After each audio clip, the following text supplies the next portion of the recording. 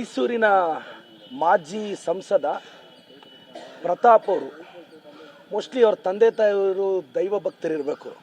ಪ್ರತಾಪ ಅಂತ ಇಟ್ಟಿದ್ದಾರೆ, ಇಲ್ಲ ಅಂದರೆ ಕೋತಿ ಅಂತ ನಾಮಕರಣ ಮಾಡೋರು. ಪ್ರತಾಪ್ ಅವ್ರಿಗೆ ಐಡೆಂಟಿಟಿ ಕ್ರೈಸಿಸ್ ಕಾಡ್ತಿದೆ.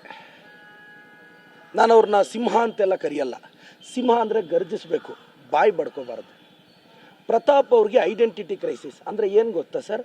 ಅಸ್ತಿತ್ವದ ಕೊರತೆ. BJPಯವರು ಒದ್ದು ವರ್ಕ್ ಹಾಕಿದ್ರೋ ಇಲ್ವೋ ಗೊತ್ತಿಲ್ಲ, ವರ್ಕ್ ಅಂತೂ ಹಾಕಿದ್ದಾರೆ. ಸ್ಟೇಟ್ ಪಾಲಿಟಿಕ್ಸ್ಗೆ ಆತ ಸ್ಯೂಟ್ ಆಗಲ್ಲ.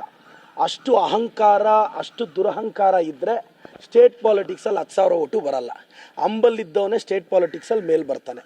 ಹೋಗ್ಲಿ, ನೆಕ್ಸ್ಟ್ ಟೈಮ್ MP ಸೀಟ್ ಸಿಗುತ್ತಾ? ಮೈಸೂರು ರಾಜರು ಎಲ್ಲಿ ಬಿಟ್ಕೊಡ್ತಾರೆ? ಅವ್ರು ಮೈಸೂರು ಸಂಸ್ಥಾನನೇ ಬಿಟ್ಕೊಡಲ್ಲ, ಅಧಿಕಾರನ ಬಿಟ್ಕೊಡ್ತಾರ? ಸೊ ಅಲ್ಲಿ MP ಟಿಕೆಟ್ ಹೋಯ್ತು.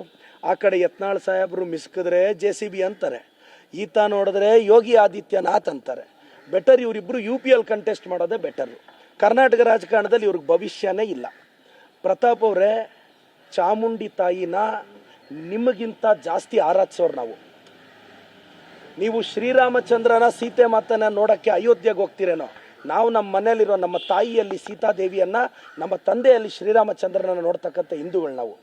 ನಿಮಗಿಂತ ದೊಡ್ಡ ಹಿಂದೂ ಭಕ್ತಗಳು ನಾವು, ಹಿಂದೂ ಆರಾಧಕರು. ಏನು ಯತ್ನಾಳ್ಗೆ, ಪ್ರತಾಪ್ ಸಿಂಹಗೆ ನಿಮ್ಮ ತಾತ ಏನು ವಿಲ್ ಬರ್ಕೊಟ್ಟಿದ್ದೀರಾ ನಿಮಗೆ ಹಿಂದೂ ಧರ್ಮ ನಿಮ್ಮದು ಅಂತ? ನಿಮ್ಮ ಅಪ್ಪನ ಮನೆ ಆಸ್ತಿನ ಪ್ರತಾಪ್ ಅವರೇ?